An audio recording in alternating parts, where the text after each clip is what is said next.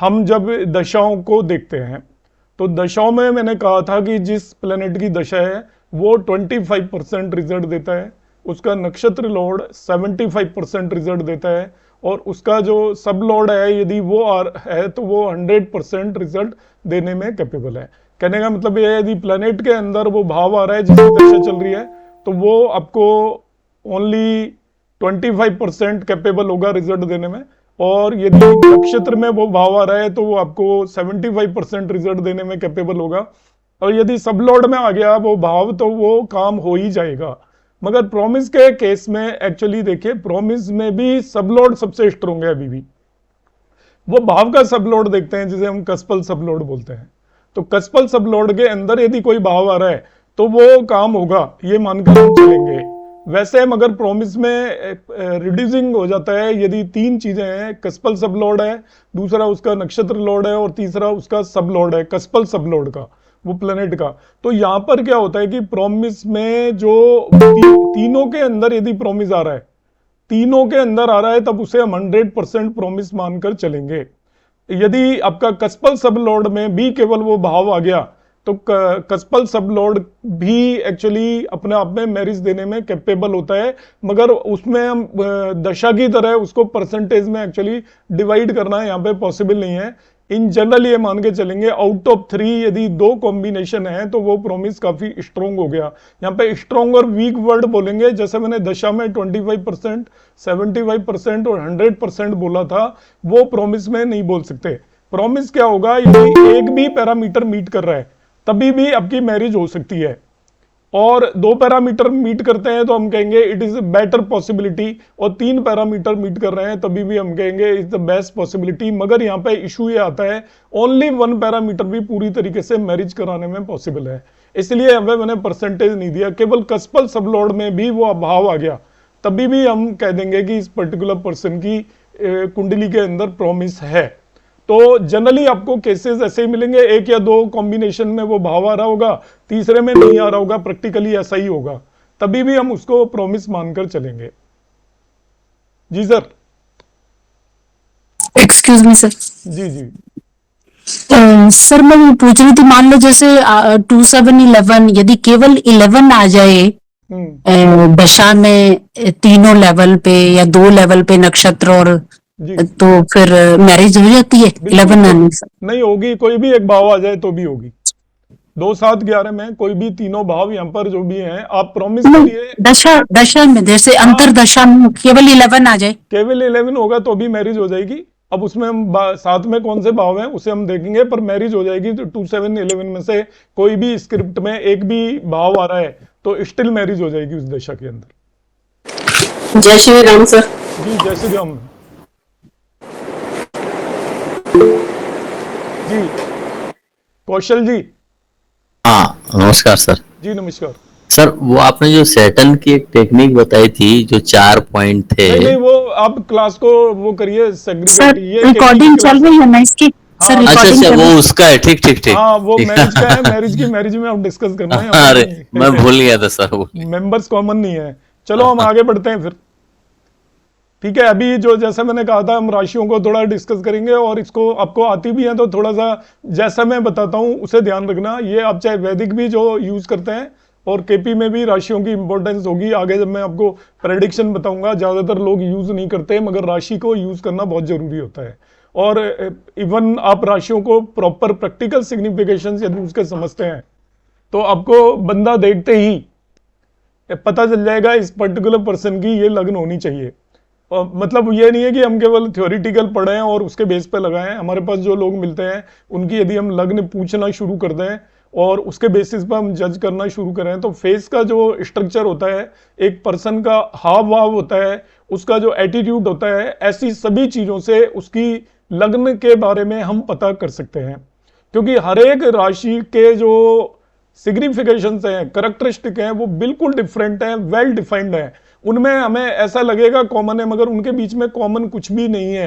हर एक राशि के करैक्टरिस्टिक बिल्कुल डिफरेंट होते हैं। तो मैं आपको यहाँ पर आज प्रैक्टिकल करैक्टरिस्टिक एक्सप्लेन करने की कोशिश करूंगा।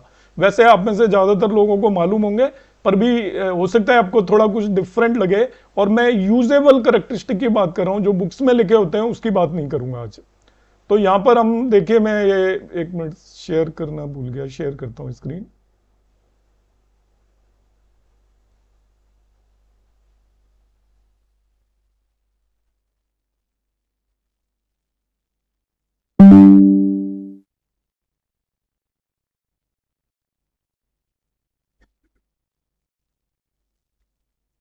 तो एक्चुअली क्या होता है कि ये राशियों का मीनिंग होता है, जो स्काई के अंदर सूर्य जिस मार्ग पर भ्रमण करता है, बेसिकली तो सूर्य स्थिर होता है और मूव अर्थ करती है। तो हम यहाँ पर ऐसा मान के चलते हैं कि जो हमारी वैदिक एस्ट्रोलॉजी है उसके अंदर हम अर्थ को स्टैटिक मानते हैं और सूर्य उसके ऑल अराउंड रिवॉल्व करता है। तो सूर्य जिस मार्ग में मूव करता है उसे हम सूर्य मार्ग बोलते हैं, और ये टोटल ऐसे 360 डिग्री का बना होता है। यहाँ पे डायग्राम अपियर हो रहा होगा, ये 360 डिग्री में फैला हुआ होता है। तो इस जो 360 डिग्री का स्पेस होता है उसको 12 इक्वल पार्ट्स में डिवाइड कर देते हैं। 12 इक्वल पार्ट में डिवाइड करते हैं, तो 360 डिग्री को 12 इक्वल पार्ट में डिवाइड करेंगे तो हर एक पार्ट 30 डिग्री का होगा, और उस हर एक पार्ट को एक राशि कहा जाता है। तो ऐसे आपका टोटल जो ये आपका ब्रह्मांड है उसको 12 भागों में डिवाइड किया हुआ है, और हर एक भाव 30 डिग्री का, वो 30 डिग्री का भाव एक पर्टिकुलर राशि को रिप्रेजेंट करता है। और इसमें हमने इस तरीके से हर एक राशि की शेप होती है, उसके अंदर आपके स्टार होते हैं अलग अलग, तो इनको 12 राशियों में डिवाइड किया हुआ है। तो नटशेल में मैं बोलूंगा तो जो आपका स्काई है उसके अंदर सन जिस भी पाथ के अलोंग रिवॉल्व करता है उस पाथ को एक 360 डिग्री का वो एक गोला है, उसको हमने 12 इक्वल पार्ट में डिवाइड किया हुआ है, और एक एक पार्ट एक एक राशि को रिप्रेजेंट करता है। खैर ये एक थ्योरेटिकल बात हुई। क्लासिफिकेशन ऑफ साइन की मैं बात करूंगा, अब सभी लोगों को पता है, ये मैं कोई नई चीज नहीं बता रहा हूं, पर स्टिल आप इसे समझें। राशि एक्चुअली 4 तरह की राशियों का यूज किया जाता है। तो जो नॉर्मली लोग जो एस्ट्रोलॉजी नहीं जानते उनको इस बारे में कोई भी डिफरेंस मालूम नहीं होता, और मैं तो ये देखा है कि जो एस्ट्रोलॉजी जानते हैं वो भी कंफ्यूज होते हैं। राशि बोलो तो वो किसको समझेंगे? यदि मैं कहूं कि आपकी राशि क्या है तो राशि सुनते ही कंफ्यूजन क्रिएट हो जाता है। एक्चुअल में जो राशियों को 4 तरीके से डिवाइड किया हुआ है, एक होती है चंद्र राशि, दूसरी होती है सूर्य राशि, और तीसरी होती है लग्न राशि, और चौथी होती है नामाक्षर राशि। अब इसमें बड़ा कंफ्यूजन होता है, जो आम लोग हमारे पास आते हैं वो ज्यादातर लोग तो सूर्य राशि को ही अपनी वो मान के चलते हैं। वो कहेंगे मेरा जोडियक साइन ये है, मैं कैंसेरियन हूं। कैंसेरियन किस बेस पर डिसाइड करते हैं वो, कि वो सूर्य जब कैंसर साइन में था उस 1 मंथ के अंदर वो पैदा हुए हैं, वो अपने आप को कैंसेरियन बोलते हैं। राशि का वैसे मतलब होता है चंद्र राशि। वैसे मैं बता देता हूं, एक्चुअल टर्म जो राशि यूज की जाती है वो चंद्रमा जिस साइन में होता है वो पर्सन की चंद्र राशि मानी जाती है, उसी को राशि बोलते हैं। और आपकी लग्न को लग्न ही बोला जाता है या लग्न राशि बोला जाता है। तो हम किसी भी नेटिव से जब बात करेंगे या हम समझेंगे तो लग्न बोल रहे हैं, लग्न को लग्न ही बोलना है या लग्न राशि बोलना है। जैसे ही आप राशि पूछोगे कि आपकी राशि क्या है तो वहां ही कंफ्यूजन क्रिएट हो जाएगा। बहुत लोग चंद्र राशि को अपनी राशि बताएंगे और बहुत लोग लग्न को राशि बता देंगे। तो यहां पर हमें इन चीजों को बहुत क्लियरली अपने माइंड में रखना है एज ए एस्ट्रोलॉजर, कि हम किसी पर्सन को जब बता रहे हैं तो चंद्र राशि वर्ड बोलना सीखें, लग्न राशि वर्ड बोलें, सूर्य राशि बोलें। चंद्र राशि मीन्स मून साइन, लग्न राशि मीन्स असेंडेंट, सूर्य राशि मीन्स सन साइन, और एक होती है नामाक्षर राशि जिसे हम नाम राशि या नेम साइन बोलते हैं। 4 तरह की राशियां होती हैं। तो यहां पर एक पर्टिकुलर मैंने कुंडली बनाई हुई है उसे समझाने के लिए, और ये हमने मान लिया कोई मिस्टर अनिल की ये कुंडली है। तो इस कुंडली में जो आपका यहाँ पर पहले भाव के अंदर 4 साइन है, तो फर्स्ट भाव के अंदर कुंडली में जो भी साइन होता है उसी को हम लग्न राशि बोलते हैं। तो इस पर्टिकुलर पर्सन की जो लग्न या लग्न राशि कैंसर हो जाएगी, क्योंकि 4 साइन के अंदर है। इसके बाद कुंडली के अंदर चंद्रमा जिस भी साइन के अंदर बैठा हो, मून जिस भी साइन के अंदर होता है, जैसे यहाँ पे 5 साइन में है, उसे हम चंद्रमा राशि या मून साइन बोलते हैं।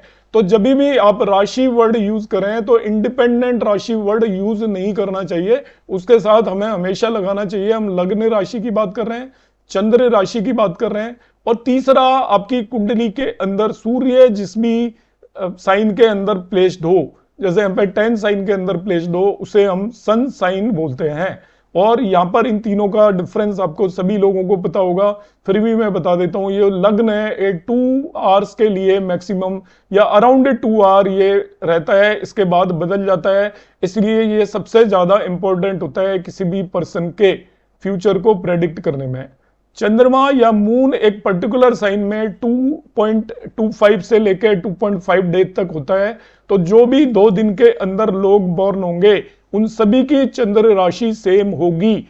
इसलिए चंद्र मून साइन को केवल इवेंट को कंफर्म करने के लिए यूज किया जाता है।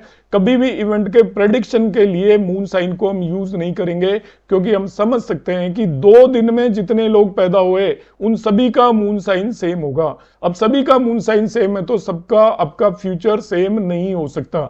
जबकि लग्न एक दिन में 12 बार 12 टाइम बदलती है, लग्न 2-2 घंटे में बदल जाती हैं। 10 बजे जो बंदा बॉर्न हुआ उसकी लग्न कुछ होगी, 12 बजे जो बॉर्न हुआ उसकी कुछ और होगी। इसी तरीके से जो सन साइन है, सूर्य है, वो पूरे 1 महीने तक सेम रहता है। तो 1 मंथ के अंदर जो भी लोग बॉर्न हुए उन सभी का सन साइन सेम आएगा, उन सभी की कुंडली में सूर्य सेम राशि के अंदर होगा। इसके बाद नाम राशि के कुछ अलग रूल हैं जिनके बारे में हम बात नहीं करेंगे। प्रेडिक्शन में इसका कोई यूज नहीं होता। मैंने यहाँ पे बता दिया है कि बहुत सारे एस्ट्रोलॉजर नाम राशि से भी प्रेडिक्शन देने की कोशिश करते हैं, पर मेरा उसमें बिल्कुल बिलीव नहीं है कि वो प्रेडिक्शन सही जाती हैं। तो ये इस तरीके से इनको 4 टाइप की राशियों में क्लासीफाई किया हुआ है। आप इससे रिलेटेड क्वेश्चन नोट करके रख लो, यदि कुछ पूछना हो तो मैं जब कहूंगा देन आप इसको पूछ लेना। अब देखिए राशियों को, हालांकि इनका बहुत मल्टीपल टाइप का क्लासिफिकेशन होता है, मगर यहाँ पे मैं मेन क्लासिफिकेशन अभी बता रहा हूं आपको राशियों का। इस मल्टीपल टाइप ऑफ क्लासिफिकेशन है। तो राशियों को तत्व के आधार पर, एलिमेंट के आधार पर 4 टाइप की राशियों में क्लासिफाई किया हुआ है। एक होता है आपका फायरी साइन जिसे अग्नि तत्व बोलते हैं, एक दूसरी होती है अर्थ साइन जिसे हम पृथ्वी तत्व बोलते हैं, तीसरी होती है आपकी वायु तत्व या जिसे हम एयरी साइन बोलते हैं, और चौथी होती है आपकी जल तत्व जिसे हम वाटरी साइन बोलते हैं। अग्नि तत्व में जो राशियां आती हैं वो 159 आती हैं। मैं नंबर यहां पर बोल रहा हूं, 1 मीन्स मेष, 5 मीन्स सिंह और 9 मीन्स धनु। ऐसे ही पृथ्वी तत्व में आएंगे, इनमें 1 ऐड कर दीजिए, 2, 6, 10 आपकी पृथ्वी तत्व की राशियां होती हैं, वृषभ, कन्या, मकर। और फिर इसमें हम 1 ऐड कर देंगे तो 3, 7, 11 आपकी वायु तत्व की राशि होती है, और इसके बाद 4, 8, 12 जल तत्व की राशि होती है। अब इसका बहुत ज्यादा सिग्निफिकेशन है कि आपकी लग्न में कौन सी राशि है, आपकी 10वें भाव में कौन सी राशि है, आपकी 4थे भाव में कौन सी राशि है, आपके 7वें भाव में कौन सी राशि है। उससे आपकी बहुत सारे इवेंट को आप प्रेडिक्ट कर सकते हो। लग्न के अंदर आपकी 1 राशि है तो आपके बारे में बताया जा सकता है पूरी तरीके से। आपकी करेक्टरिस्टिक के बेस पर हम आपकी लग्न बता सकते हैं कि आपकी ये लग्न होगी। आपके 10वें भाव के अंदर इनमें से कोई राशि आती है, उससे पता चल जाएगा कि आपका प्रोफेशन क्या होगा। आपके 7वें भाव के अंदर इनमें से कोई राशि आती है तो आपके स्पाउस के बारे में बताया जा सकता है। हालांकि ये सारी चीजें 100% एक्यूरेट नहीं होती, मगर आप कुछ हद तक उसको एक्यूरेसी होती है। एस्ट्रोलॉजी में 60% से ज्यादा एक्यूरेसी किसी भी चीज में नहीं होती, मगर 60% भी हम बता पाए तो काफी कुछ पॉसिबल है। तो अग्नि तत्व की राशि से हम क्या आइडेंटिफाई करते हैं, इसके जो मेन कैरेक्टरिस्टिक हैं वो मैं यहां पर बता रहा हूं। यदि किसी की लग्न में 1 साइन है, 5 साइन है, 9 साइन है, मतलब मेष, सिंह या धनु उसकी लग्न है, तो ऐसे पर्सन की दृढ़ इच्छा शक्ति होती है, कमिटमेंट होता है उसका, जो उसने एक बार सोच लिया, विल पावर बहुत स्ट्रांग होती है। वो लोग वो काम करके मानते हैं, जल्दी से उसके पीछे नहीं हटते। चाहे उन्हें पता चल रहा है कि बिल्कुल भी सक्सेस नहीं मिलने वाली है, तो अब अपने आसपास के लोगों में देखें कि आप कई तरीके के लोग होते हैं। हम देखते हैं कि बहुत सारे लोग बहुत जल्दी गिव अप कर देते हैं। वो सोचते हैं नहीं कुछ नहीं होने वाला, ये तो बहुत मुश्किल है, बहुत डिफिकल्ट है, हमें करने की जरूरत नहीं है और इसमें तो हमें सक्सेस नहीं मिलेगी। मगर बहुत सारे लोग ऐसे होते हैं जहां 0% भी पॉसिबिलिटी है, फिर भी वो करते हैं कि नहीं मैं तो इसको करके मानूंगा ही, चाहे कुछ भी हो जाए। तो ये जिनकी भी लग्न 159 होती है उनके अंदर ये दृढ़ इच्छा शक्ति होती है, बहुत ज्यादा स्ट्रॉन्ग। दूसरा, वो कर्मशील और गतिशील होते हैं।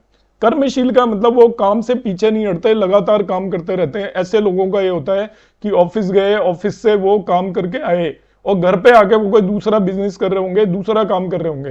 रात को 11 बजे पता चला उनका कोई रिलेटिव एयरपोर्ट पे, रेलवे स्टेशन पे आ रहा है, तो उसे भी लेने वो साथ के साथ चले जाएंगे।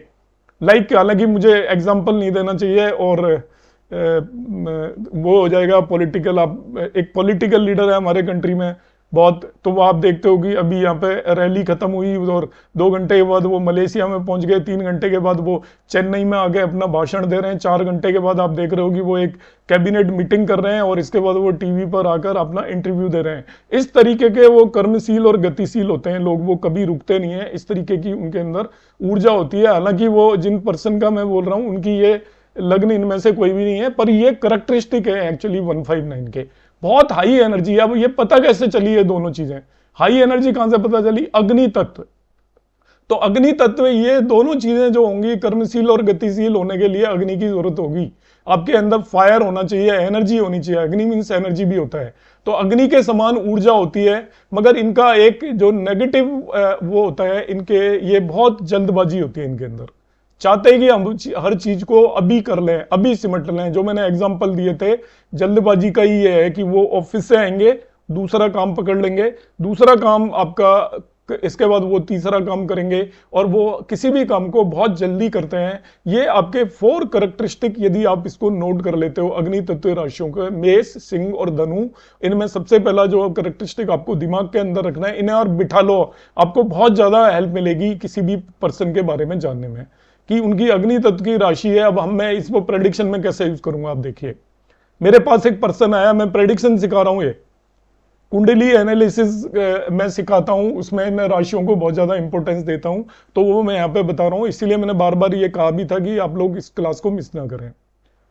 थोड़ा बहुत जो भी मैं बता पाऊंगा यहां पर भी बता रहा हूं कि अग्नि तत्व की किसी की लग्न आपने कुंडली के अंदर देख ली, आप उससे सीधा सीधा क्वेश्चन करिए कि आप जल्दी से कोई चीज को गिव अप नहीं करते। देखिए, हमारे पास कोई भी क्लाइंट आया या कोई भी नेटिव आया और उसने कुंडली दिखाई है, 159 लग्न है, आप ये 4 क्वेश्चन उसको बोल दीजिए, वो फटाफट एग्री कर जाएगा, हाँ जी।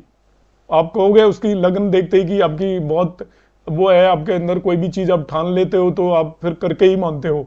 इसके बाद आप कहोगे कि आप काम लगातार करते रहते हो, आराम जल्दी से नहीं करते और बहुत लगातार मूव करते रहते हो, या आपके अंदर बहुत ज्यादा एनर्जी है मगर आप बहुत ज्यादा जल्दबाजी में रहते हो। वो कहेगा हाँ जी बिल्कुल सही कहा आपने। इस तरीके से हम उसको एनालाइज करने की कोशिश करते हैं। अभी दूसरी जो कैटेगरी है इसके अंदर, वो है पृथ्वी तत्व की राशि। इसके अंदर आती है वृषभ, कन्या और मकर, 2, 6, 10, टॉरस, वर्गो एंड कैप्रिकॉर्न।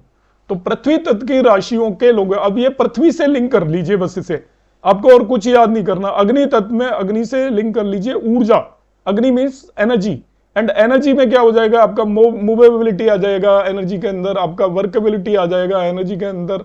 इसके बाद आपका हरीनेश भी आ जाएगा, वो ज्यादा हरी में भी रहेगा जिसमें एनर्जी। अब पृथ्वी क्या है, पृथ्वी के अंदर सहनशीलता होती है। आप देखिए उस पर, पृथ्वी पे आप कितना भी जुर्म कर लीजिए, कुछ भी कर लीजिए, वो आपसे कुछ नहीं कहती। उसके ऊपर बाढ़ आ जाए तो कुछ नहीं कहती, आग लग जाए तो कुछ नहीं कहती।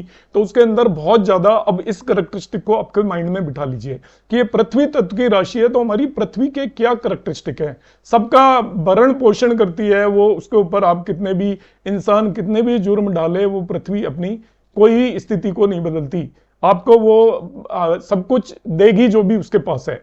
तो इसी तरीके से अब पृथ्वी तत्व की जैसे ही लग्न आपने देखी किसी भी नेटिव की, 2, 6, 10, वृषभ, कन्या, मकर, वो सहनशील और मेहनती होगा।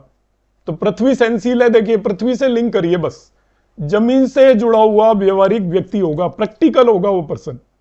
जिसकी भी पृथ्वी तत्व की राशि है वो प्रैक्टिकल होगा। प्रैक्टिकल का मतलब थ्योरेटिकल लाइफ नहीं जिएगा, जैसे सिद्धांतवादी हो जाते हैं बहुत लोग, नहीं नहीं मैं तो ये ही करूंगा क्योंकि ये सिद्धांत है। एक ही होता है, उसके अंदर फ्लेक्सिबिलिटी होती है, टाइम के साथ बदलने की आदत होती है कि आजकल दुनिया में ये चाल चलन चल रहा है तो हम ऐसे ही होंगे, हम अपने पुराने उन पर टिके रहेंगे, उससे काम नहीं चलने वाला है।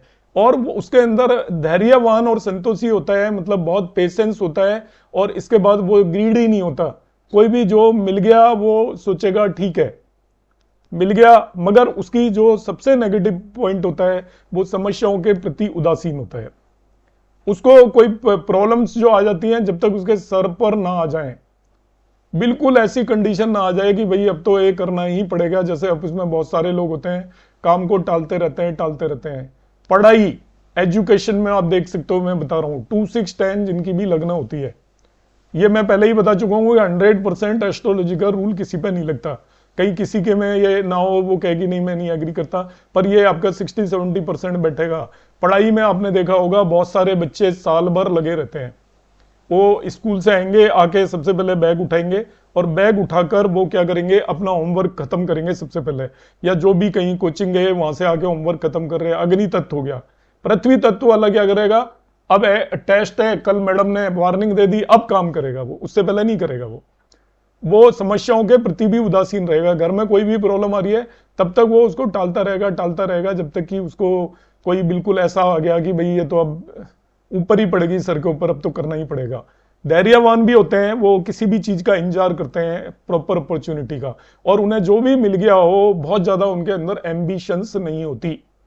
और प्रैक्टिकल तो होते ही हैं, सेंसिल भी हो गए और मेहनती भी हो गए। तो ये पृथ्वी तत्व राशियों को आप इस तरीके से सिग्निफाई करोगे।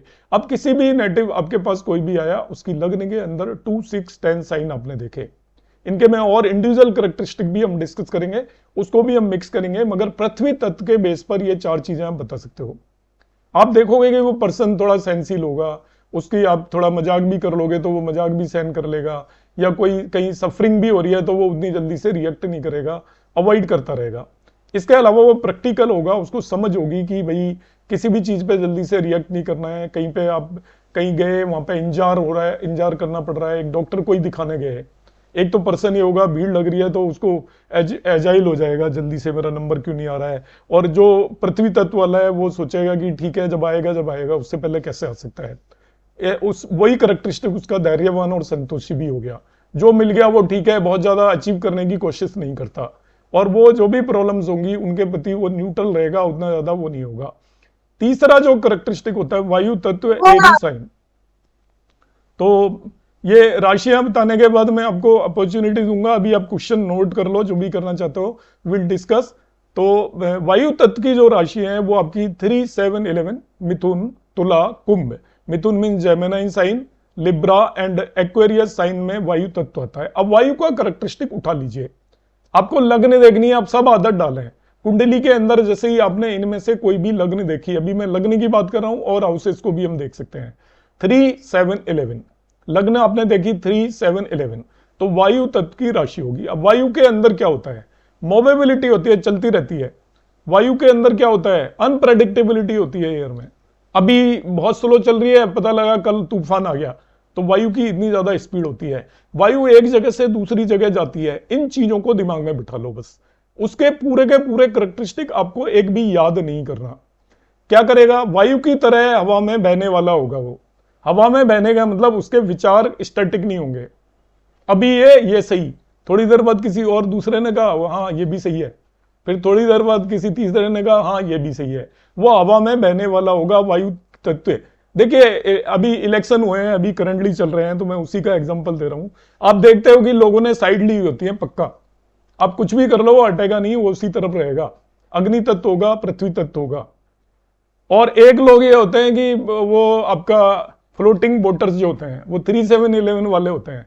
अभी किसी ने कुछ कहा, ये बात सही लग गई, 5 दिन के बाद किसी दूसरे ने कहा, उस बात से कन्विंस हो गए। तो वायु की तरह हवा में बहने वाला होता है, अत्यधिक विचारशील होता है। विचारशील कौन होता है अत्यधिक, जिसमें स्टैटिक विचार नहीं होते।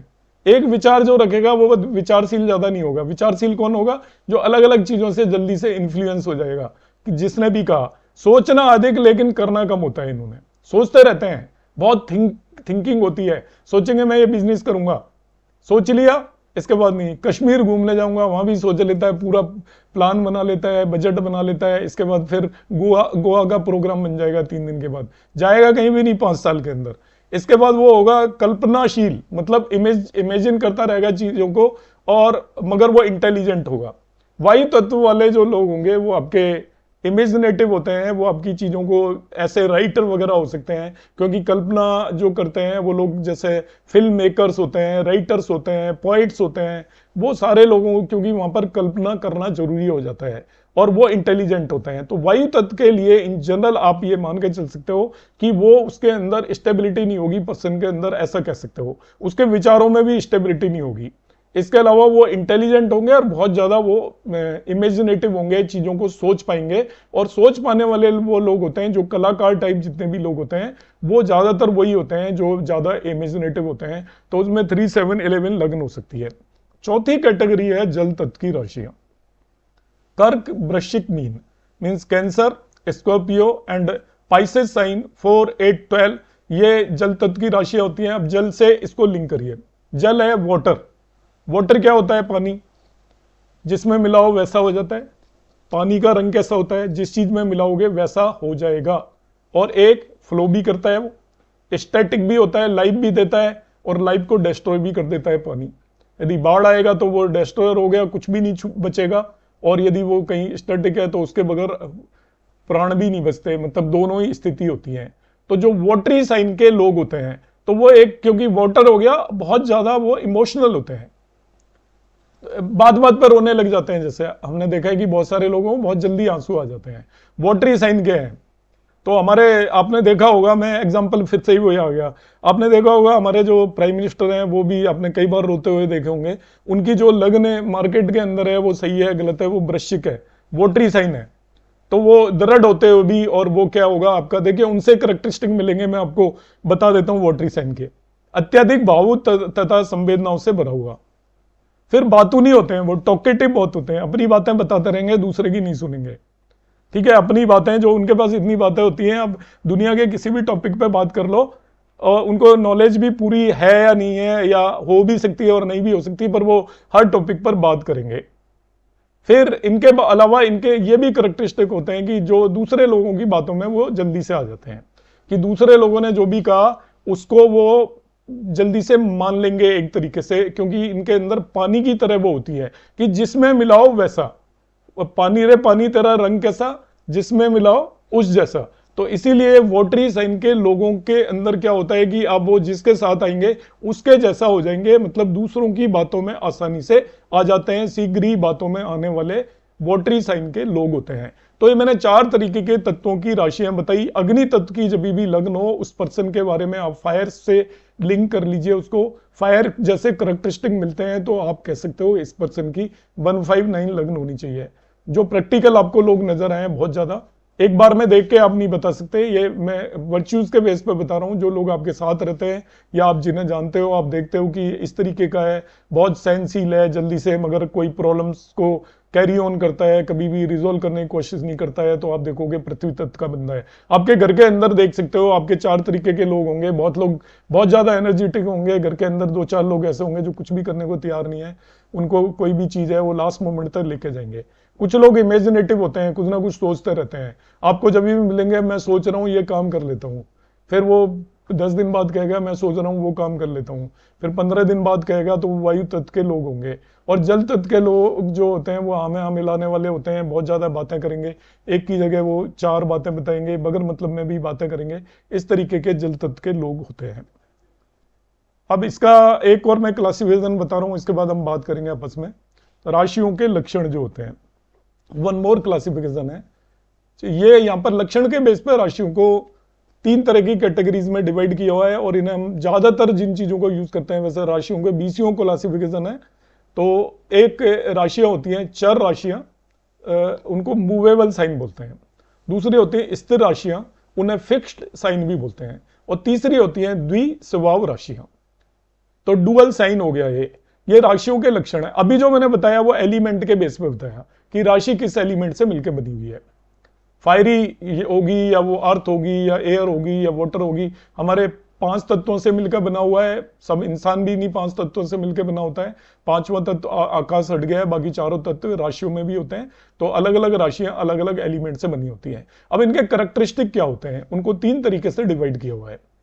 चर राशियां, स्थिर राशियां, द्विस्वभाव राशियां। चर का मतलब ये राशियां मूवेबल होती हैं, चलती रहती हैं लगातार, ऐसा मानकर चलेंगे। स्थिर राशियां मतलब ये फिक्स्ड होती हैं, एक जगह पर रुकी रहती हैं। और द्विस्वभाव राशियों का मतलब वो चल भी सकती हैं और रुकी भी हो सकती हैं, दोनों करैक्टरिस्टिक उनके अंदर होते हैं। इनका हमें नंबर पता होना चाहिए सभी को।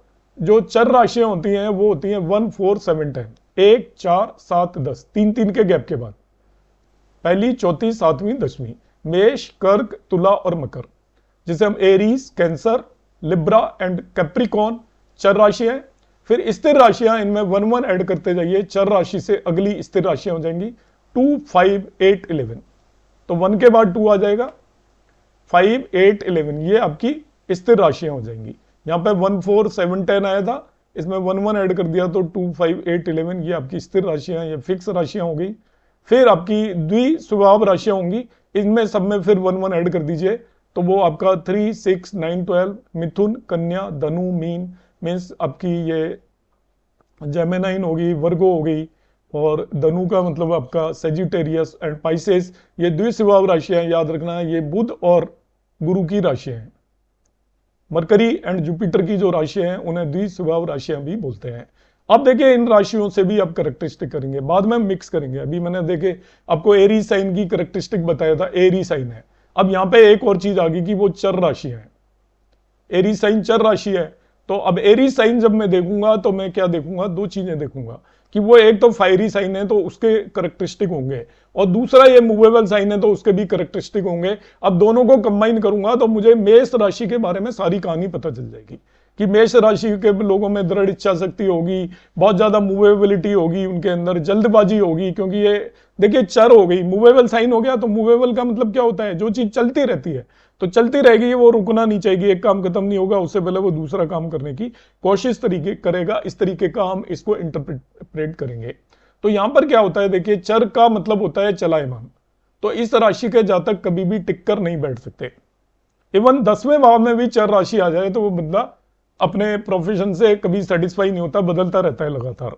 ऐसे ही लगने के अंदर जिसके भी चर राशि होती है वो लाइक 1, 4, 7, 10, तो ऐसा पर्सन क्या करेगा कि वो लगातार मूव करता रहेगा।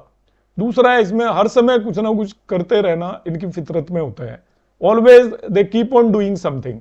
ऐसा नहीं है कि वो शांति से बैठ जाएंगे। आपको ऐसा एग्जांपल बता देता हूं, आप घर के अंदर कुछ लोग देखते होंगे आपके, हम तो सभी लोग बड़े हैं मगर जनरली हम छोटे थे तो बहुत लोग देते हैं मदर या फादर, और कुछ नहीं है तो घर के अंदर सोफा को यहाँ से उठा के वहां रख दिया, किचन को रीअरेंज कर दिया, ड्राइंग रूम को रीअरेंज कर दिया, लिविंग रूम को या आपके बेडरूम में रीअरेंज कर दिया, किसी चीज को उठाकर कहीं रख दिया। ऐसे करते रहते हैं, बगैर मतलब के भी काम करते रहते हैं, जिन्हें दूसरे लोग कहते हैं कि आपको ये करने की क्या जरूरत है। जनरली वो उनकी लगने के अंदर चर साइन होता है। आप इस तरीके से उसको देखेंगे।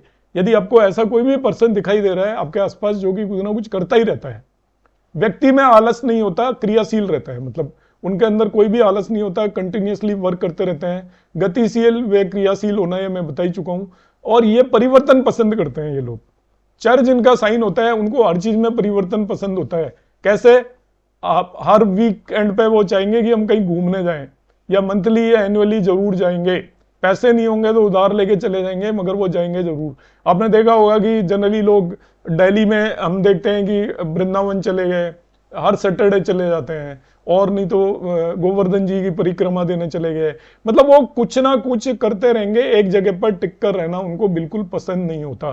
और इनमें एक नेगेटिव पॉइंट भी होता है, ये इनका पॉजिटिव है, क्विक डिसीजन लेते हैं। आप कहोगे कि वृंदावन जा रहे हैं, चलना है क्या, वो कहता है चलो चल रहा हूं। ये नहीं कि भाई मुझे किसी से पूछना है या मैंने कुछ कपड़े नहीं लिए, मेरे पर कोई सामान नहीं है, वो कहता है चलो चलो ठीक है। इस तरीके से इनमें, तो उससे क्या होगा, इनको कभी फायदा भी हो जाता है और कभी जल्दबाजी की वजह से नुकसान भी हो जाता है। दोनों तरह की चीजें इनके अंदर होती हैं। तो जो चर राशि के जो भी करेक्टरिस्टिक हैं उसके लिए आपको कोई याद नहीं करना किसी भी उसका, आपको ये मान के चलना है केवल जो मैं बेसिक चीज बता रहा हूं कि यदि it is a movable sign in the lagna, तो उस बंदे के अंदर जल्दबाजी होगी, लाइफ की हर चीज के अंदर बहुत ज्यादा एनर्जी होगी, जल्दी जल्दी करने की चीज होगी, वो स्टैटिक नहीं होगा, एक जगह पर रुक कर नहीं रहेगा, उसके अंदर कोई भी आलस नहीं होगा। और ये सब आंसर हम किस बेस पे दे रहे हैं, मैं कोई राशियों की नहीं बात कर रहा, मैं चर मीन्स मूवेबल चीज आपसे कहा जाएगी ये चीज मूवेबल है, तब आप क्या सोचेंगे मूवेबल के लिए। मूवेबल का मतलब आप सोचेंगे एक जगह से दूसरी जगह चली जाएगी, रुकेगी थोड़ी, वो जो चीज चल रही है वो रुकेगी नहीं। अब जो रुकेगी नहीं इसका मतलब उसके अंदर एनर्जी भी होगी, और रुकेगी नहीं उसके अंदर आपका क्या होगा, मूवेबिलिटी है ही डेफिनेटली उसके अंदर, आलस नहीं होगा, तो यही चर राशियों के करैक्टरिस्टिक है। दूसरी हम स्थिर राशियों की बात करेंगे तो नाम से ही पता चल रहा है वो फिक्स है, बिल्कुल उल्टा हो गया।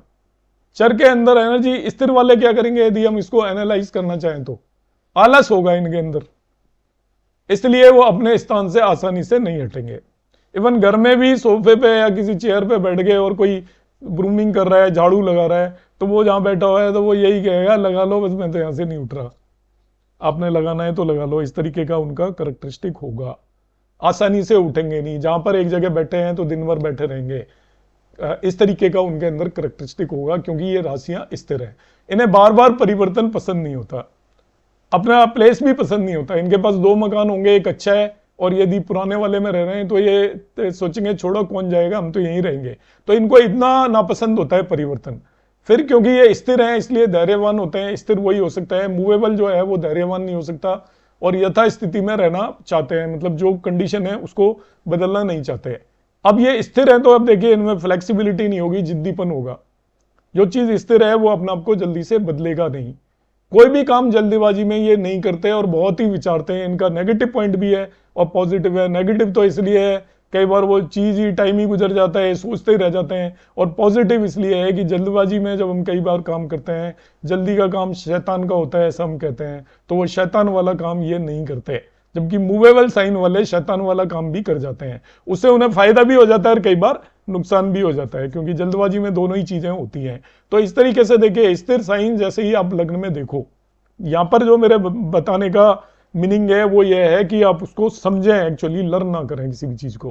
कि लग्न में आपने 2, 5, 8, 11 देखा तो ये सारी चीजें आपको उस पर्सन के बारे में माइंड में आ जानी चाहिए कि इसके 2, 5, 8, 11 लग्न में बैठा हुआ है, इसका मतलब इस पर्सन के अंदर ना ही तो आलस होगा, ना ही उसके अंदर वो अपने स्थान से आसानी से नहीं हटेगा। और इस तरीके से हम उसके करैक्टरिस्टिक की बात करेंगे। तीसरा है जो द्विस्वभाव राशियां होगी।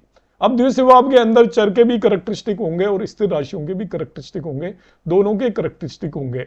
तो इन राशियों में क्या होगा, चर और स्थिर दोनों के गुण होंगे, तो अस्थिरता बनी रहेगी, ना ही तो ये मूवेबल है और ना ही ये फिक्स है। तो आप इनके बारे में कभी प्रेडिक्ट नहीं कर पाओगे। कभी देखोगे बहुत जल्दबाजी में होंगे और कभी ये बिल्कुल काम करने की कोशिश ही नहीं करेंगे। तो इनकी चॉइस चलेगी एक्चुअली, कि इनकी चॉइस इस तरीके की चलेगी कि ये किसी पर्टिकुलर चीज के अंदर तो ये बहुत ही ज्यादा जल्दबाजी दिखाएंगे और किसी दूसरी चीज में अपनी जगह से हिलने की भी कोशिश नहीं करेंगे। शीघ्र निर्णय लेने का भी अभाव होता है, ये इमीडिएटली डिसीजन नहीं लेंगे।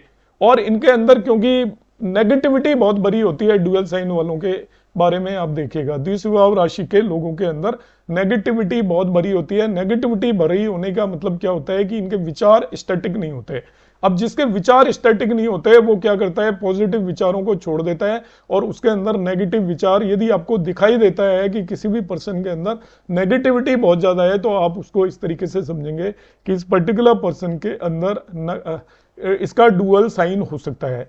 अब जो ये मैंने दोनों चीजें बताई हैं उसको बताने का पर्पज ये है कि हमारे पास कोई भी पर्सन आए तो हमारा पहला काम ये होना चाहिए, जब भी हम किसी भी कुंडली को एनालिसिस कर रहे हैं, वो हमसे कोई भी चीज पूछ रहा है, तो आपको सबसे पहले उसकी लग्न को एनालिसिस करना है, लग्न के अंदर कौन सा साइन है।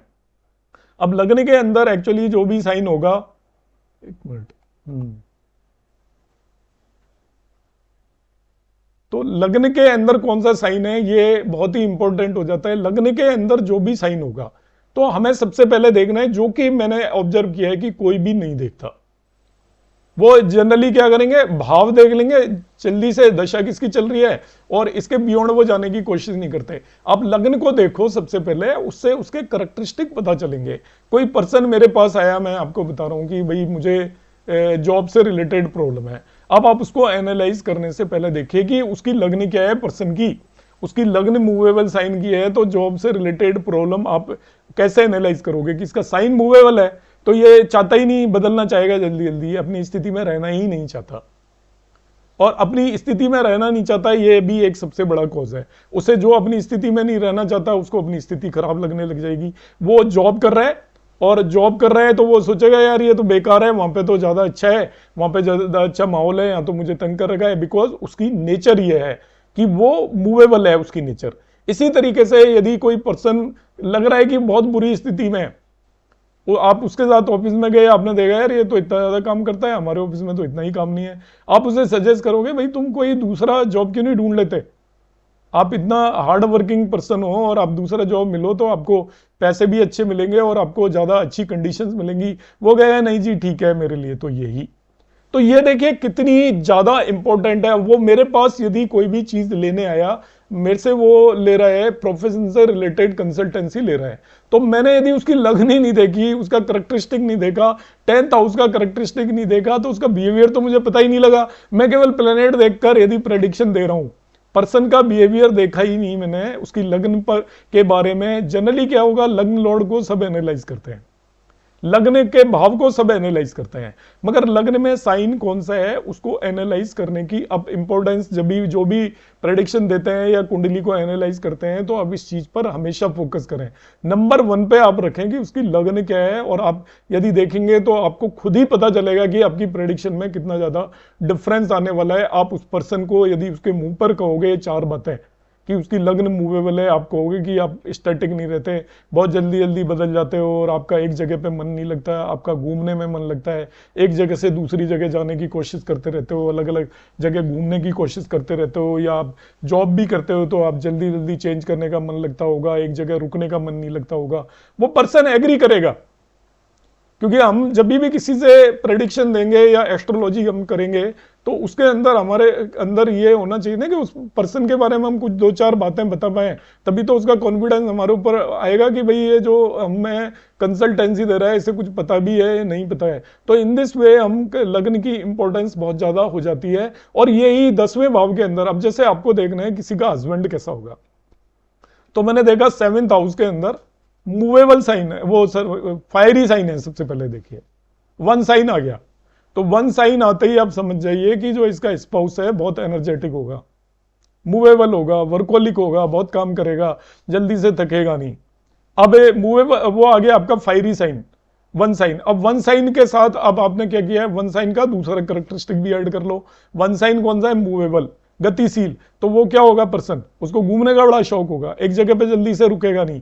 प्रोफेशन में वो क्या होगा, इसी तरीके से उसके हर करेक्टरिस्टिक में होगा कि वो एक पर्टिकुलर चीज पे बिल्कुल भी रुकने वाला नहीं है।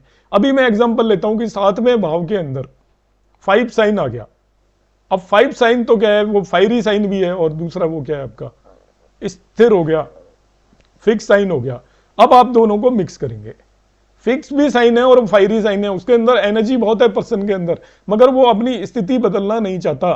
तो क्या कंक्लूड करोगे आप कि वो जो पर्सन होगा, जो उसका स्पाउस होगा, बहुत एनर्जेटिक होगा और वो जिस स्थिति में उसको सुधारने की कोशिश करेगा, वो जहां पे है वहीं काम करने की कोशिश करेगा, वो वर्क को बदलेगा नहीं। बदलना किससे आता है, फायरी साइन से बदलना नहीं आता, फायरी साइन से एनर्जी आती है, और बदलना किससे आता है, मूवेबल साइन से। यदि एनर्जी और फिक्स साइन हो गया तो वो जिस जगह पे है उसी जगह पर वो काम करके बहुत आगे पहुंचने की कोशिश करेगा। अब देखिए, और मैं एक एग्जांपल आपको इनको समझाने के लिए बताता हूं, जो मैंने अभी राशियां आपको एक्सप्लेन की हैं, मैं इसकी यूटिलिटी बता रहा हूं, जिसको कि 90% लोग बिल्कुल कंसिडर ही करके नहीं चलते राशियों को।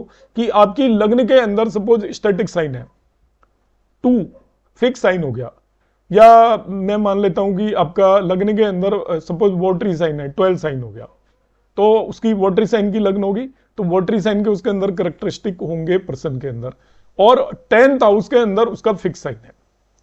तो दोनों को आपको कंबाइन करके उसके प्रोफेशन के बारे में, उसकी कुंडली में कुछ भी देखे बगैर, ना कोई आपको योग देखने, ना कोई आपको दशाएं देखनी है, ना कोई आपको उसके भाव देखने, कुछ भी नहीं देखने। मैंने 2 चीज देखी कि उसकी कुंडली के अंदर 12वां 12 साइन है लग्न के अंदर, तो 12 लग्न की उसकी कुंडली है, तो वोटरी साइन के करेक्टरिस्टिक उसके अंदर हैं, उसकी पर्सनैलिटी के अंदर।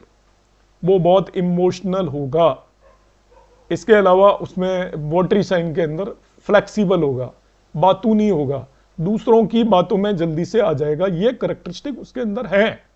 अब वो प्रोफेशन जो कर रहा है, अब प्रोफेशन का भाव देख लो।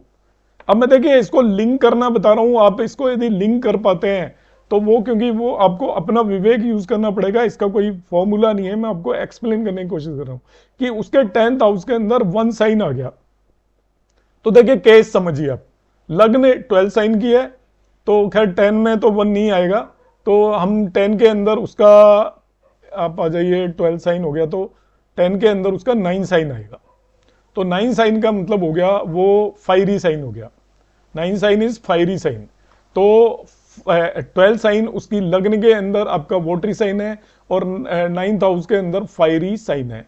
तो फायरी साइन का मतलब होता है उस बंदे के अंदर बहुत ज्यादा एनर्जी होगी, मगर वो एनर्जी को अब किस तरीके से यूज करेगा, देखिए उसकी लग्न है आपकी डुअल साइन की और वोटरी साइन भी है, डुअल साइन भी है लग्न में और उसका वोटरी साइन भी है, और उसके 10th हाउस के अंदर फायरी साइन है। तो अब वो क्या करेगा, जो फायरी साइन का मतलब वो होगा कि वो अपनी एनर्जी को इधर उधर लगाएगा प्रोफेशन में। वो अभी कुछ टाइम सोचेगा मैं ये वाला काम कर लेता हूं, थोड़ी देर बाद सोचेगा ये वाला काम कर लेता हूं। मैंने कैसे लिंक किया देखिए ध्यान से, कि लग्न में पहली बात वोटरी साइन है, तो वोटरी साइन का क्या कैरेक्टरिस्टिक है, जो कहेगा उसकी बातों में आ जाएगा, बहुत ज्यादा इमोशनल होगा, बहुत बातूनी होगा। साथ साथ उसकी लग्न का जो साइन है वो वोटरी भी है, वो सॉरी डुअल साइन भी है। तो डुअल साइन के अंदर भी क्या कैरेक्टरिस्टिक होता है कि वो बंदा एक बात पर टिकता नहीं है, कभी इधर कभी उधर, नेगेटिव बहुत थिंकिंग हो जाती है। मगर उसके 10th हाउस के अंदर जो प्रोफेशन वाला हाउस है उसके अंदर 9 साइन आ गया, तो प्रोफेशन वाले हाउस के अंदर उसके अंदर बहुत ज्यादा एनर्जी है। अब वो एनर्जी को किस तरीके से कंज्यूम करेगा, एनर्जी है 9 साइन, एनर्जी वाला साइन है, तो प्रोफेशन में due to its dual nature of its lagna, watery sign of the लगना, वो लोगों की बातों में आकर अपनी एनर्जी को कंज्यूम करेगा, एक स्टैटिक उस पर नहीं रहेगा वो, क्योंकि वो भी डुअल साइन है। ध्यान रखना 9 साइन जो उसकी 10th हाउस में वो भी डुअल है, एनर्जी वाला साइन है वो भी डुअल है, लग्न भी उसकी डुअल दुस्वभाव हो गई, और वोटरी साइन है, यहां पे फायरी है। तो फायरी होने की वजह से वो अपनी एनर्जी को इधर उधर कंज्यूम करेगा बेमतलब में, उसका जो प्रोफेशन से रिलेटेड कोई एक स्टैटिक वो नहीं होगा। ऐसे लोग मल्टीपल प्रोफेशंस बेसिकली करते हैं, एक पर्टिकुलर जगह पे अपनी पूरी की पूरी एनर्जी को कंज्यूम नहीं करेंगे। ऐसे लोग ये होते हैं कि एक उनका स्थायी काम होता है और साथ में वो दूसरे काम में भी अपनी एनर्जी को कंज्यूम करेंगे, क्योंकि प्रोफेशन से रिलेटेड हाउस के अंदर 9 साइन है जो कि एनर्जी का साइन है। तो डेफिनेटली उनको अपनी एनर्जी को कहीं ना कहीं तो कंज्यूम करना ही है ना, क्योंकि उसके अंदर एनर्जी है प्रोफेशन से रिलेटेड। अब वो एनर्जी को कंज्यूम करने के लिए एक से ज्यादा काम करने की कोशिश करेगा, और ऐसा मेरी ऑब्जर्वेशन है ज्यादातर लोग जो 12 साइन वाले होते हैं वो मल्टी टास्कर होते हैं, एक से ज्यादा काम करते हैं और प्रोफेशनली भी वो एक से ज्यादा काम करते हैं। तो ये मैंने थोड़ा सा एक्सप्लेन करने की कोशिश की है, और अभी तक मैंने किसी को कोई अपॉर्चुनिटी नहीं दी थी। तो अब हैंड रेज करके जो हमने आज डिस्कशन किया है उसके बारे में आप जो पूछना चाहें। जी मैम, ज्योति मैम। सर मुझे पूछना था कि अगर आपने जैसे बोला कि राशि जो है चंद्र है, अपना मन है, मानसिक स्थिति है, और जो लग्न है वो फिजिकल बॉडी है, अगर वहां चर और स्थिर दोनों ऑपोजिट आ जाए, या तो फिर फायरी और जल आ जाए, तो वो फिर कॉम्बिनेशन हो जाएगा, या फिर जो स्ट्रांग होगा वो ज्यादा दिखेगा। राशि को एक्चुअली उसको आप किसी करेक्टरिस्टिक में यूज मत करो, मैं जो यूज करूंगा लग्न करूंगा केवल, वो चंद्रमा की स्थिति पर डिपेंड करेगा, और केवल मन से रिलेटेड आपने देखना है तो दोनों में अपोजिट बहुत सारे केसेस में आ सकता है, तो उन दोनों का कॉम्बिनेशन अभी आप यूज मत करो। ओनली लग्न और या किसी भाव से रिलेटेड सिग्निफिकेशंस आप देखना चाहते हो तब आप केवल इसको यूज करो जो मैंने बताया।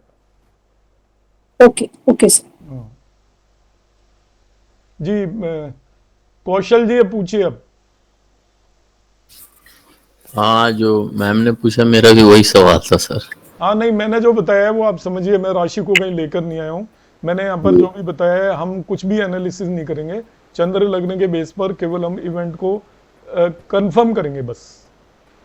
चंद्र लगने के बेस पर इवेंट को कंफर्म करना है कि आपकी लग्न किसी चीज को जस्टिफाई कर रही है, तो चंद्रमा भी उसको जस्टिफाई यदि कर रहा हो, या चंद्रमा से रिलेटेड भाव आपको देखते हैं वो भी कर रहा हो, तो हम ये कह देंगे कि इस इवेंट के होने की और इसका प्रॉमिस बहुत ज्यादा स्ट्रॉन्ग हो गया। मगर ओनली मून से हम बहुत ज्यादा चीजें नहीं देखेंगे। ठीक वर्मा साहब। सर एक दो क्वेश्चन है। पहला तो ये है, लग्न अगर 2 डिग्री या 28 डिग्री का होता है तब इसमें कुछ मॉडिफिकेशन होगा? वो केवल डुअल साइन के अंदर होगा, 15 से ज्यादा होता है तो भी हो जाता है, और वो आप उसको कर सकते हो, थोड़ा बहुत हो जाता है। अगली राशि के भी थोड़े गुण और पिछली राशि के थोड़े गुण आ जाते हैं। ये आपका बहुत अच्छा क्वेश्चन है, मैं बता देता हूँ। क्या होता है कि जैसे लग्न, सपोज हमने लियो साइन देखा, वो 28 डिग्री पर है, तो अभी मैंने बताया था कि ब्रह्मांड को 12 भागों में डिवाइड किया हुआ है और सारी 12 राशियां एक के बाद एक हैं उसके अंदर। अब क्या होगा कि जो एक तरीके से लग्न संधि जहाँ होती है, तो लग्न संधि के आसपास एक्चुअली दूसरी राशि शुरू होने वाली होती है, एक राशि खत्म होने वाली होती है। तो जनरली क्या होता है कि जो नेबरहुड या पास वाली राशि के कुछ ना कुछ करेक्टरिस्टिक आ जाते हैं। जैसे कोई पर्सन की लियो लग्न की 29 डिग्री है या 28 डिग्री है और उससे अगली वर्गो के भी उसके अंदर गुण होंगे, मतलब उसके अंदर पर्सन के अंदर बहुत ज़्यादा अहम होगा, देखने में उसकी आंखें बड़ी बड़ी होंगी या लाइन टाइप उसका फेस होना चाहिए, मगर उसमें वर्गो कन्या राशि के भी करेक्टरिस्टिक होंगे, बातचीत करने में उसके अंदर बहुत ज़्यादा ट्रिक्स होंगी, दूसरे पर्सन को इजीली इन्फ्लुएंस कर पाएगा, इस तरीके के गुण होंगे जो कि लियो साइन के अंदर नहीं है। तो वो आपका बिल्कुल सही है कि यदि लग्न की डिग्रीज दो राशि के आसपास हो, दूसरी राशि के आसपास, तो उसके अंदर जो करेक्टरिस्टिक है वो दूसरी राशि के भी आ जाएंगे, ये दैट इज करेक्ट। मगर मेन करेक्टरिस्टिक हमें उसी के रखने हैं जिस लग्न के, जो लग्न है दूसरी राशि के, उसके अंदर कुछ करेक्टरिस्टिक सुपर इम्पोज हो जाएंगे या जो मेन करेक्टरिस्टिक की इंटेंसिटी थोड़ा रिड्यूस हो जाएगी, ऐसा हम मानकर चलेंगे। ठीक है सर, दूसरा क्वेश्चन है कि लग्न जिस नवांश में होता है उसका भी कोई असर होता है क्या?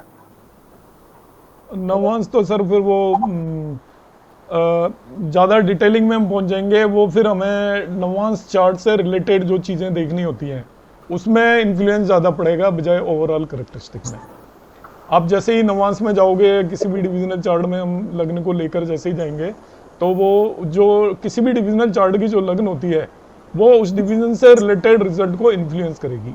जैसे अभी मैं प्रोफेशन की बात कर रहा था, तो प्रोफेशन में हम जाकर देखेंगे तो हम देखेंगे कि जो प्रोफेशन में आपने दशमान चार्ट देखा D10, तो D10 चार्ट को जब आप जाकर देखोगे तो दशमान चार्ट की जो लग्न है वो बदल जाएगी, और दशमान चार्ट की लग्न कैसी है वो आपको ये बताएगी उस पर्सन का प्रोफेशन में क्या एटीट्यूड होगा। तो उस पर्टिकुलर भाव से रिलेटेड आपको ज़्यादा यदि डिटेलिंग चाहिए तब हम डिविजनल चार्ट की लग्न पर जाएंगे। और बेसिकली यहाँ पर तो हम अभी तो अगर केपी कर रहे हैं तो उसमें हम वो देखेंगे ही नहीं, नवांश और दशमांश होते ही नहीं है, तो वो चीज़ हम देखेंगे नहीं। पर भी हम वैदिक में भी देखना चाहें तो हम उसकी लग्न को देखेंगे, फिर भाव से रिलेटेड चीज़ों को देखने के लिए। Thank you sir. जी विमला मैम। सर लग्नेश का भी इफेक्ट पड़ता है फिर इस पे? जैसे लग्नेश मान लो स्थिर लगन है और ये फायरी हो गया 5 जो है, और यदि लग्नेश बैठ गया चर राशि में तो उसके भी इफेक्ट आते हैं? नहीं, आप केवल इसको लगने को ही केवल लेकर रहो, हम लगने इसको नहीं मान के चलेंगे। मैंने जो बताया है ये आपको यूज करना है, उसके अंदर किसी भी प्लेनेट को नहीं बिठाना, कुंडली के अंदर कोई भी प्लेनेट नहीं रखा हुआ है, आपको केवल राशियां बताएं किस भाव के अंदर कौन सी राशि है, उसके बेस पे हमें करेक्ट ओवरऑल आप एनालिसिस करोगे तो उसमें और भी 4-6 चीजें हम ऐड करेंगे। पर एक मैं आपको जो चीज बता रहा हूँ इससे हमने कोई प्रेडिक्शन नहीं दे देनी, हमने केवल उसके पर्सन के बारे में एक बेसिक आइडिया डेवलप करना है।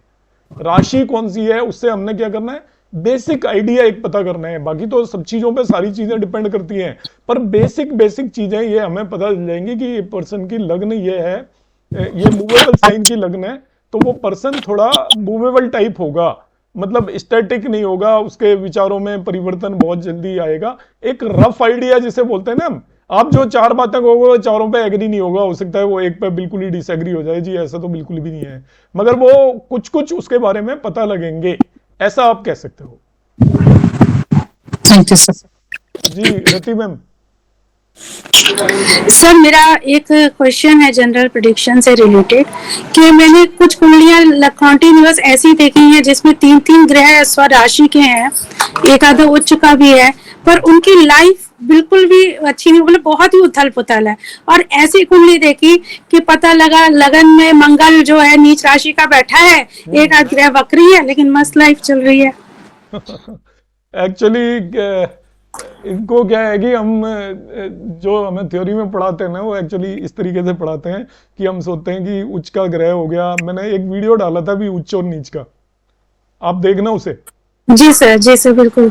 देखा आपने वो? नहीं, अभी नहीं देखा मैंने। आप उसे देखना, तो आपका उच्च और नीच के बारे में कंसेप्ट बदलने के लिए डाला था मैंने, क्योंकि मैंने देखा है कि अब जो बहुत अच्छे एस्ट्रोलॉजर हैं, कुंडली के अंदर उच्च का ग्रह देखेंगे और वो कहेंगे तो उच्च का है। अरे सर, नीच का चंद्रमा वृष राशि का, सूर्य नवम भाव में नहीं, वो मैं स्वराशि का, सब चीज का। वो इंडिविजुअल केस की मैं नहीं कर रहा। आप ये उसमें जरा ये चेक कर लेना, उनमें हाँ कोई ग्रह आपका 64th नवांश का लॉर्ड तो नहीं बन रहा है, कोई ग्रह 22nd दृष्टिकोण लॉर्ड तो नहीं बन रहा है, कोई ग्रह आपका सर्व दृष्टिकोण में तो नहीं आ रहा है। आप ये चीजें जरूर उसमें चेक कर लेना, क्योंकि कई बार ये होता है कि हम इसीलिए जो कहा था ना डिविजनल चार्ट देखने जी चाहिए, सर, जी सर। तो वो आप देखना, एक दो ग्रह यदि उनके ऐसी स्थिति में आ रहे हैं, फिर वो नवांश में कैसी पोजीशन में चले गए हैं, फिर वो क्या है कि देखो क्या होता है कि अभी मैं इसमें बता देता हूं आपको सबको कि हमारी लाइफ जो डिपेंड करती है ना, वो केवल ग्रहों की पोजीशन पे डिपेंड नहीं करती। वो दशा सीक्वेंस आपकी लाइफ के लिए बहुत ज्यादा इंपॉर्टेंट होते हैं कि आपकी लाइफ में किस चीज की दशा आ रही है। आपके सारे ग्रह कोई अच्छे हैं, मगर जो अच्छे ग्रह हैं वो उनकी अप्रोप्रिएट टाइम पर दशा आपकी नहीं आई। कोई आपका योग कारक ग्रह है, वो अच्छा भी बैठा है, सब कुछ है, मगर उसकी अप्रोप्रिएट टाइम पर दशा ही नहीं आई, तो वो योग कारक ग्रह फल देगा नहीं। आपकी जिंदगी के अंदर जो दशा है वो खराब प्लेनेट की चल रही हैं, तो आपकी जिंदगी के अंदर स्ट्रगल ही नजर आएगी आपको। तो हमें जो कभी भी कुंडली को केवल ग्रहों के बेस पर डिसाइड नहीं करना चाहिए कि इसके अंदर उच्च के ग्रह हैं या नीच के ग्रह हैं। आप सबसे पहले उसकी पता है दशा सीक्वेंस को और उसकी अंतरदशा को एटलीस्ट एक बार सीक्वेंस बना के स्टडी करो। और अंतरदशा को स्टडी करते टाइम आपको क्या ध्यान रखना है कि उनमें से कोई भी प्लेनेट, इन चीजों को ध्यान रखना है जहां पे भी आपको ट्रबल्स दिखाई दे रही है। कोई भी प्लेनेट, सबसे पहले ये चीजें नोट कर लो आप, सर्व दृष्टिकोण में तो नहीं है, कोई भी प्लेनेट मृत्यु भाग में तो नहीं है, कोई भी प्लेनेट आपका 64th नवांश लॉर्ड तो नहीं है, 22 दृष्टिकोण लॉर्ड तो नहीं है, 85th द्वादशांश लॉर्ड तो नहीं है। यदि वो कोई भी प्लेनेट आपका नजर आ रहा है तो आप उसको सर्कल कर लो। इसके बाद देखिए कि वो अपनी राशि में है, अपनी राशि में होने से क्या होगा यदि वो प्लेसमेंट उसका गलत है, उस पर एस्पेक्ट गलत है, क्योंकि एक प्लेनेट केवल अपने फल नहीं देता, कहीं एक्सचेंज हो रखा है किसी मेलिफिक के साथ, तो वो मेलिफिक उसको इन्फ्लुएंस कर देगा। तो इसको आपने जो केस बताया है कि ओके सर। जो हमारी मैरिज एस्ट्रोलॉजी की क्लास होगी ना, उसके हाँ बाद सर। आपको मैं, आप सभी लोगों को आप इंतजार करना, मैं एक्चुअली कुंडली देखना सिखाऊंगा। मेरे पास एक चेक लिस्ट है कि आपको कुंडली को बेसिकली किस तरीके से देखना चाहिए। 8-10 क्लासेस हम लेंगे तो मैं आप सब लोगों को बताऊंगा, क्योंकि ज्यादातर लोगों को सीक्वेंस नहीं पता होती। हम क्या ऊपर ऊपर की चीजें हमने सीखी हुई सब है, पर ये किसी ने नहीं सिखाया कि इस कुंडली को एक्चुअली देखने के लिए मुझे कौन कौन सी चीजें देखनी है। हम क्या है मोटा मोटा देखते हैं कि ये प्लेनेट इसका उच्च का हो गया, ये इसका ये हो गया, इसका लग्न लॉर्ड उच्च का हो गया। अब क्या है, हम जैसे उच्च नीच हमारे दिमाग के अंदर बैठा, हम माइंड सेट बना लेते हैं कि ये कुंडली तो बड़ी जबरदस्त है, योग कारक की दशा चल रही है। योग कारक जिंदगी बर्बाद कर सकता है यदि उसका प्लेसमेंट सही नहीं है तो, क्योंकि दशा 2 फैक्टर्स पर डिपेंड करती है। एक तो उसके लॉर्डशिप वगैरह पे, मगर जो सबसे ज्यादा डिपेंड करती है वो प्लेनेट किस जगह पर जाकर बैठा हुआ है, उस पर किस किस का इन्फ्लुएंस है। यदि यदि उसकी स्थिति खराब है, जैसे मैं बता देता हूं, एक पर्सन को आपने धृतराष्ट्र था, उसको क्या बना दिया आपने, किंग बना दिया था धृतराष्ट्र को। अब किंग बन के क्या किया उसने, योग कारक का मतलब वो किंग है आपका, किंग बन के उसने सत्यानाश कर दिया अपने पूरे परिवार का। योग कारक भी सत्यानाश कर सकता है, क्योंकि उसके अंदर डिफेक्ट था, उसको दिखाई नहीं देता था, तो वो एलिजिबल नहीं था, फिर भी किंग बन गया। और दूसरा वो क्या था कि उसके अंदर जो उसकी सोच में कमी थी। ऐसे ही हमारी कुंडली के अंदर कोई भी उच्च का ग्रह बैठा हुआ है, योग कारक भी है, मगर उसका प्लेसमेंट और उसके ऊपर इन्फ्लुएंस यदि खराब ग्रहों का है तो वो आपको अच्छा नहीं करेगा। तो जब भी कुंडली को आप एनालाइज करें तो जो सबसे पहले दशा सीक्वेंस देखें उसकी लाइफ के अंदर, हमें सबसे शुरू में सिखाया जाता है, अब तो कर भारतीय विद्या भवन में हो तो चंद्रेश देखना होता है आपको, मून साइन लॉर्ड, दशा शेष देखना होता है, लग्नेश देखना होता है। दशा शेष का मतलब आपके बर्थ टाइम पर कौन सी दशा थी, उसे किस लिए देखा जाता है, जिससे आपको दशा सीक्वेंस पता चले। और आपकी दशा सीक्वेंस आपकी लाइफ के इवेंट को डिसाइड करती है। तो हम जब भी एनालाइज करें इन चीजों को हमें सबसे ज्यादा इंपॉर्टेंस देनी चाहिए। ठीक है मैम? यस सर, सर आप बहुत अच्छा पढ़ाते हैं सर, थैंक यू सर। नहीं कोई नहीं मैडम, कोशिश होती है। और किसी का सर कोई डाउट हो तो? मैंने थोड़ी सी कोशिश की आज बताने की, और नेक्स्ट क्लास में मैं अभी और इंडिविजुअल राशियों के बारे में भी बात करूंगा। तो हाँ जी, विश्वास जी सर पूछे सर। सर मुझे इसके बारे में कोई क्वेश्चन नहीं है, लेकिन ये जैसे हम शादी का देखते हैं तो 7 नंबर लेते हैं, ऑक्यूपेशन